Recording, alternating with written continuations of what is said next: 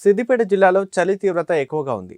చలి తీవ్రతను తట్టుకోవడానికి ప్రజలు షట్టర్లు, గరం కోట్స్, వెచ్చదనాన్ని ఇచ్చే దుస్తులను వాడుతున్నారు.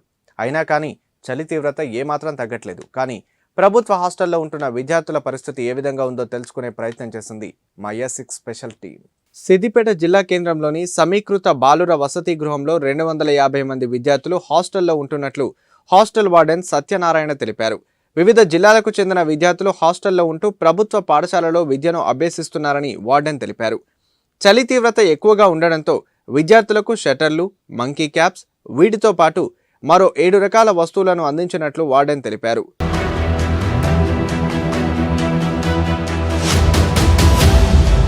సమీకృత వసతి గృహము, బాలుర వసతి గృహము, సిద్దిపేట వసతి గృహానికి సంక్షేమాధికారిగా పనిచేస్తున్నాను.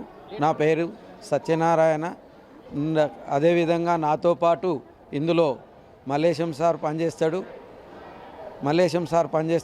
మేము మా డ్యూటీ టైమ్స్ను ఎప్పుడు కూడా డీవియేట్ కాకుండా పనిచేయడానికి 100% పనిచేస్తున్నాము. అదేవిధంగా మేము ఇచ్చే మెనూను ఎట్టి పరిస్థితులలో కూడా డీవియేట్ కాకుండా ఉండేందుకు శాయశక్తుల కృషి చేసి అందరికీ మెనూ ప్రకారం భోజనాన్ని అందిస్తున్నాము. ఇంకా కూడా మా పిల్లలను మీరు తెలుసుకున్నట్టయితే మీకు పూర్తి వివరాలు తెలుస్తాయి.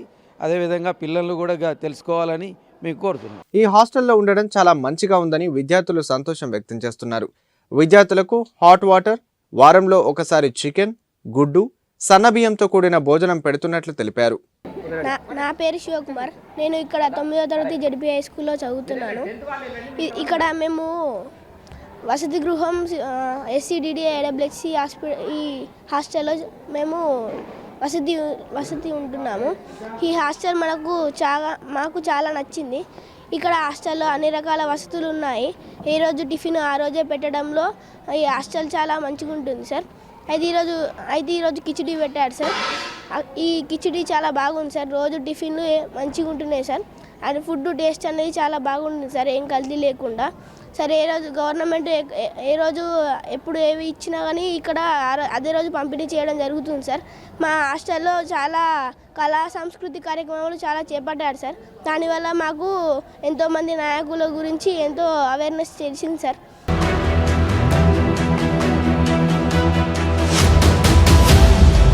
వసతి గృహంలో ఉంటున్న విద్యార్థులకు సాయంత్రం ట్యూటర్స్ క్లాసులు తీసుకోవడం జరుగుతుందని వార్డెన్ తెలిపారు. కానీ ప్రభుత్వం నుంచి ట్యూటర్స్కు 1500 రూపాయలు ఇవ్వడంతో సరిపోవడం లేదని, ప్రభుత్వం ట్యూటర్స్ వేతనాలను పెంచాలని వార్డెన్ కోరాడు.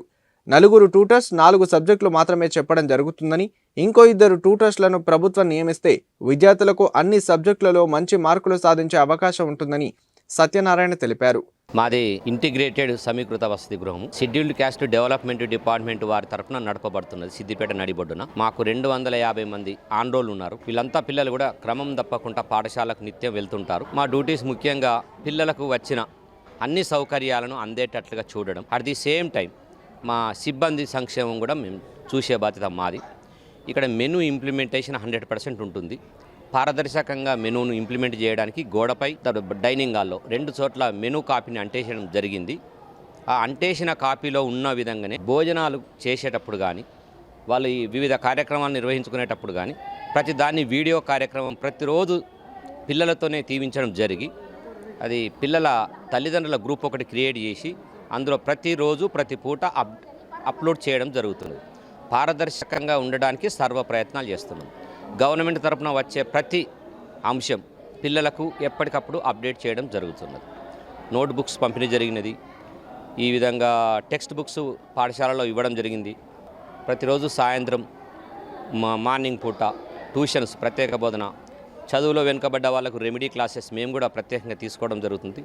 ముఖ్యంగా మేము ఇరువురం కూడా ఎడ్యుకేషన్ డిపార్ట్మెంట్ నుంచి ఈ డిపార్ట్మెంట్కు డిప్యుటేషన్ తర్వాత మెర్జ్ అవ్వడం జరిగి పిల్లలకు ఎడ్యుకేషన్ పరంగా మ్యాక్సిమం కృషి చేస్తున్నాం.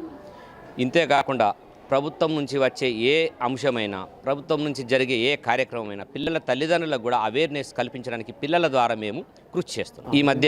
ఈ మధ్య చలికాలం అయినందున స్వెటర్స్ పంపిణీ, వాళ్ళకు రాత్రిపూట కప్పుకోవడానికి రగ్గుల పంపిణీ, మంకీ క్యాప్స్ అందజేయడం జరిగినది. వచ్చిన రోజే మేము డిస్ట్రిబ్యూషన్ చేయడం జరిగినది. ప్రతి పిల్లవానికి ఇక్కడ మీకు ఆల్రెడీ కనబడుతూనే ఉన్నది ఇచ్చాము. వాటి అన్నిటిని 100% యూటిలైజ్ చేసుకునే విధంగా మోటివేట్ చేసి పాఠశాలకు పంపించడం జరుగుతుంది.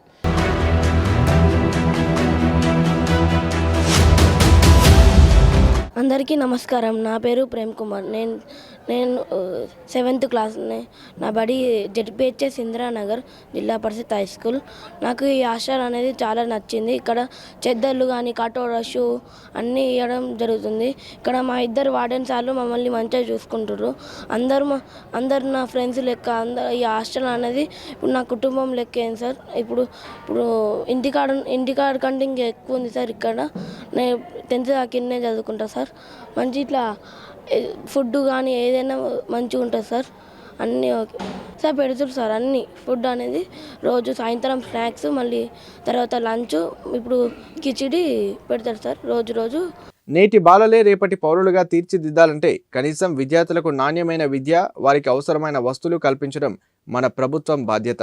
కావున విద్యార్థులకు మెరుగైన విద్య కోసం మరింత నిధులు ఇవ్వాలి. తద్వారా రేపటి సమాజాన్ని తీర్చిదిద్దగలుగుతాం.